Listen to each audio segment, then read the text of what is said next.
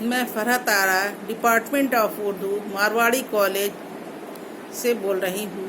آج میں B A Urdu honours semester 4 کے اسٹوڈنٹس کو غالب کے فن کی خصوصیات پر چرچا کروں گی۔ اگلے کلاس میں نے غالب کے اسلوب بیان اور انداز بیان پر چرچا کر چکی ہوں۔ اب ہم یہ دیکھیں گے کہ غالب کے فن کی خصوصیات کیا ہیں۔ غالب کے فن کی خصوصیات۔ غالب کہتے ہیں فن اور فنکار میں بڑا گہرا تعلق ہوتا ہے۔ بقول غالب، کھلتا کسی پہ کیوں میرے دل کا معاملہ، شعروں کے انتخاب نے رسوا کیا مجھے۔ حقیقت یہ ہے کہ فنکار کی شخصیت کبھی واضح اور کبھی غیر واضح صورت میں فن کے پردے پر جلوہ نما ہوتی ہے۔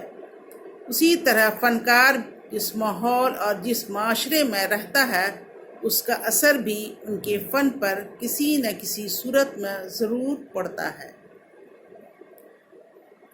مرزا غالب کے کلام کو سمجھنے کے لیے بھی ضروری ہے کہ ہم ان کا مطالعہ ان کے مخصوص سیاسی اور سماجی پس منظر میں کریں۔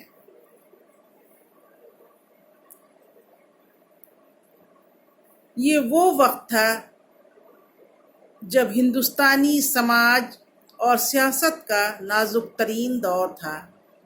مغلیہ سلطنت برسوں کا اقتدار کھو رہی تھی اور اس کی جگہ ایک نئی تہذیب و تمدن یعنی انگریزی تہذیب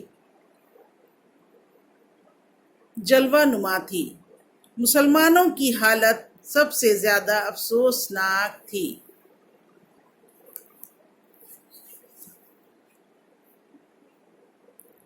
اور قابل رحم تھی، لیکن خود مسلمانوں کو اس کا ذرا سا احساس نہیں تھا۔ وہ اپنی بربادی کا نظارہ ہنس ہنس کر رہے تھے۔ دولت کی فراوانی کی وجہ کر ان کے اندر جو اخلاقی کمزوریاں پیدا ہو چکی تھیں، وہ اپنی جگہ بدستور تھی، بلکہ اس میں اضافہ ہی ہوتا جا رہا تھا۔ مرزا غالب کی عمر جب 6 سال کی تھی تو مغلیہ سلطنت کا زوال شروع ہو چکا تھا۔ غالب نے شعور سنبھالا تو انہیں عیش پرستانہ اور فارغ البال زمانہ ملا، لیکن در حقیقت وہ اندر سے بالکل کھوکھلا ہو چکا تھا۔ دیکھتے ہی دیکھتے مغلیہ سلطنت کا رہا سہا وقار بھی ختم ہوتا گیا اور وہ وقت بھی آ گیا جب اس پرشکوہ سلطنت کا آخری چراغ یعنی بہادر شاہ ظفر انگریزوں کے ہاتھوں رنگون کے قلعے میں نظر بند کر دیے گئے۔ غالب کے کلام میں اس واقعہ کی طرف کتنی خوبصورتی سے اشارہ ملتا ہے۔ کہتے ہیں داغ فراق صحبت شب کی جلی ہوئی، ایک شمع رہ گئی ہے سو وہ بھی خاموش ہے۔ مختصر یہ کہ غالب کو غالب بنانے میں ان کی شخصیت کے ساتھ ساتھ ان کے ماحول کا بھی بڑا تعاون رہا ہے۔ زمانہ جس کشمکش سے گزر رہا تھا، قدریں جس طرح شکست و ریخت کے مرحلے سے گزر رہی تھیں، عوام جس تذبذب اور کشمکش میں مبتلا تھے، ان تمام کیفیات کی ترجمانی مرزا غالب کے کلام میں ملتی ہیں۔ سچ پوچھیے تو غالب کا دیوان صحیح معنی میں نقش ہائے رنگ رنگ سے لبریز ہے۔ اگرچہ غالب تمام عمر غزلیں ہی لکھتے رہے، غزل جس کے بارے میں خود غالب کا یہ کہنا ہے بقدر شوق نہیں ظرف تنہائے غزل، کچھ اور چاہیے وسعت میرے بیاں کے لیے۔ یعنی غزل کی شاعری میں کہیں واقعہ، حادثہ اور روداد کی بھرپور ترجمانی ممکن نہیں ہے۔ غزل میں صرف اشارے کنائے کیے جاتے ہیں۔ یہ رمز و کنایا کی صنف ہے، یہاں تفصیل اور تشریح کی گنجائش نہیں۔ لیکن غالب کی یہ بہت بڑی خوبی ہے کہ انہوں نے تنگ ہائے غزل میں بھی ایک جہاں معنی پیدا کر دیا۔ غالب کا کلام ان کے زمانے کے سیاسی، سماجی، اقتصادی اور تہذیبی و تمدنی حالات کی آئینہ داری بھی کرتا ہے اور خود ان کی شخصیت کے متعلق مختلف تہوں کی نقاب کشائی بھی کرتا ہے۔ غالب نے خود کو عندلیب گلشن ناآفریدہ کہا ہے، یعنی ان کا خیال ہے کہ وہ آنے والے دور کے یعنی مستقبل کے شاعر ہیں۔ ان کا شعر ملاحظہ ہو: ہوں گرمی نشاط تصور سے نغمہ سنج، میں عندلیب گلشن ناآفریدہ ہوں۔ غالب کے اس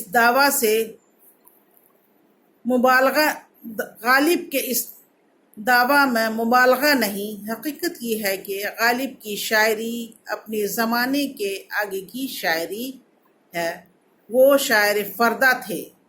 یہی وجہ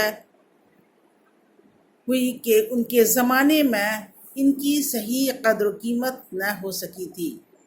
غالب کو اس بات کا غم تھا کہ ان کی موجودگی میں وہ ان سے کمتر درجے کے شاعر کو ملک الشعراء کے خطاب سے نوازا گیا، جبکہ ذوق کے مقابلے میں غالب ہر لحاظ سے بہتر تھے۔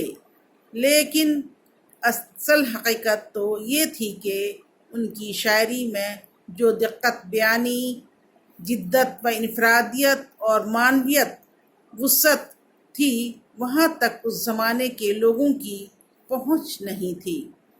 ان کے زمانے کے ذہنی معیار سے غالب کا کلام کافی آگے تھا۔ خود غالب کو اس کا پورا احساس تھا، اس لیے کبھی کبھی اس قسم کی جھنجھلاہٹ بھی پیدا ہوتی تھی۔ کہتے ہیں: نہ صلے کی تمنا، نہ ستائش کی پرواہ، نہ سہی گر میرے اشعار میں معنی نہ سہی۔